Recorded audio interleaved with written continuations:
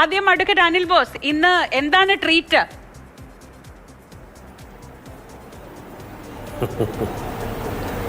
ഞങ്ങൾക്കെല്ലാവർക്കും മാത്രമല്ല കേരളത്തിലെ മുഴുവൻ ജനങ്ങൾക്കും വലിയ സന്തോഷമുള്ള, അവരെല്ലാവരും കാത്തിരുന്ന ഒരു വിജയമാണ് ഇപ്പോൾ ഉണ്ടായിട്ടുള്ളത്.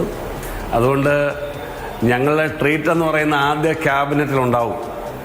ആദ്യ ക്യാബിനറ്റ് നടക്കുമ്പോൾ ഞങ്ങൾ പ്രഖ്യാപിച്ചിട്ടുള്ള ഇന്ദിരാ ഗ്യാരണ്ടികൾ, അതുതന്നെയാണ് കേരളത്തിന് നൽകാൻ കഴിയുന്ന ഏറ്റവും വലിയ സമ്മാനം. സ്ത്രീകളുടെ സൗജന്യ യാത്ര, പെൺകുട്ടികൾക്ക് പഠനസഹായം, 1000 രൂപ പ്രതിമാസം നൽകുന്ന കാര്യം കോളേജ് വിദ്യാർത്ഥികൾക്ക്, പ്രൊഫഷണൽ കോഴ്സിൽ പഠിക്കുന്നവർക്ക്, അതുപോലെ മുതിർന്ന പൗരന്മാരെ സംരക്ഷിക്കാൻ പ്രത്യേക വകുപ്പ്, ചെറുപ്പക്കാരുടെ പഠന സൗകര്യം, അവരുടെ സ്വയം ചെയ്യാൻ കഴിയുന്ന തൊഴിലുകൾ ചെയ്യുന്നതിനുള്ള സഹായം അടക്കമുള്ള പ്രഖ്യാപനങ്ങളുണ്ടാവും.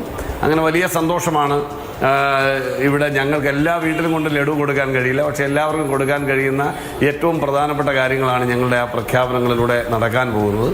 ഈ ഒരു വിജയം കോൺഗ്രസിൻ്റെ വിജയം, ഐക്യജനാധിപത്യ മുന്നണിയുടെ വിജയം, അതിനുമൊക്കെ അപ്പുറം ഇത് CPM എന്ന് പറയുന്ന അല്ലെങ്കിൽ LDF എന്ന് പറയുന്ന സംഘടനാ സംവിധാനത്തിലെ ദുർമേധസ്സുകളെ പുറത്താക്കാൻ വേണ്ടി അക്കൂട്ടർ കൂടി വോട്ട് ചെയ്ത തെരഞ്ഞെടുപ്പാണ്. അതുകൊണ്ടാണ് മികച്ച വിജയം, അതിലുപരി മികച്ച ഭൂരിപക്ഷം ഞങ്ങൾക്ക് ലഭ്യമായിട്ടുള്ളത്. ഇവിടെ ശ്രീ ഗോപകുമാർ സാർ പറഞ്ഞ ഒരു കാര്യത്തോട് ഞാൻ വിയോജിക്കുന്നു.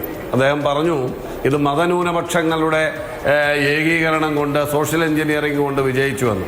അവരുടെ വോട്ട് കിട്ടിയിട്ടുണ്ടെന്നുള്ളത് സത്യം, അതുകൊണ്ട് മാത്രമാണോ വിജയിച്ചത്? അങ്ങനെ ജാതി മത വിഭാഗങ്ങളുടെ വോട്ട് കണക്കാക്കിയാണോ ഈ തെരഞ്ഞെടുപ്പിനെ നമ്മൾ അസസ് ചെയ്യേണ്ടത്? ഈ തെരഞ്ഞെടുപ്പിന് ഒരു ജാതിയില്ല, ഒരു മതവും ഇല്ല, ഒരു സോഷ്യൽ എഞ്ചിനീയറിംഗും അല്ല. അതിനപ്പുറമാണ് ജനങ്ങളുടെ ചിന്ത.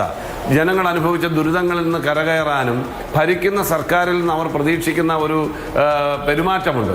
ആ പെരുമാറ്റത്തിന് വിരുദ്ധമായിട്ടാണ് മാന്യമായ ഇടപെടൽ. ഏറ്റവും പ്രധാനം ജനങ്ങളെ കേൾക്കുക എന്നുള്ളതാണ്. വീട്ടിൽ പോയി പറഞ്ഞാൽ മതി എന്ന് പറയുന്ന, അല്ലെങ്കിൽ ഇറക്കി കടക്കു പുറത്ത് എന്ന് പറയുന്ന, ആരെങ്കിലും ഒരു ചോദ്യം ചോദിച്ചാൽ കേൾക്കാനുള്ള സഹനശക്തി ഇല്ലാതെ അവരെല്ലാം അടിച്ചമർത്തുന്ന ഒരു രാഷ്ട്രീയമുണ്ട്. ആശാവർക്കർമാരുടെ സമരം നമുക്കറിയില്ലേ? KSRTCയിലെ സമരങ്ങൾ നമുക്കറിയില്ലേ? PSC പിന്നെ റാങ്ക് ലിസ്റ്റിൽ കിടക്കുന്ന കുട്ടികൾ മുട്ടിലിഴയുന്ന സമരം നമുക്കറിയില്ലേ? ഈ സെക്ടർ ബേസ് നമ്മൾ ഏത് മേഖല എടുത്താലും അതിൽ CPM യൂണിയനിൽപ്പെട്ടവരടക്കമുണ്ടല്ലോ. അപ്പോൾ അവരെല്ലാം അനുഭവിച്ചിട്ടുള്ള ഒരുപാട് ദുരിതങ്ങളുടെ പരിണതഫലമായി ചെയ്ത പൊതുവികാരം, ആ വികാരം വോട്ടായി മാറുമ്പോൾ അത് ഹിന്ദുവിൻ്റെതാണ്, മുസ്ലിമിൻ്റെതാണ്, ക്രിസ്ത്യാനിയുടേതാണ് എന്ന് പറഞ്ഞ് ലഘൂകരിക്കരുത് എന്നാണ് എൻ്റെ വിനീതമായ അഭ്യർത്ഥന.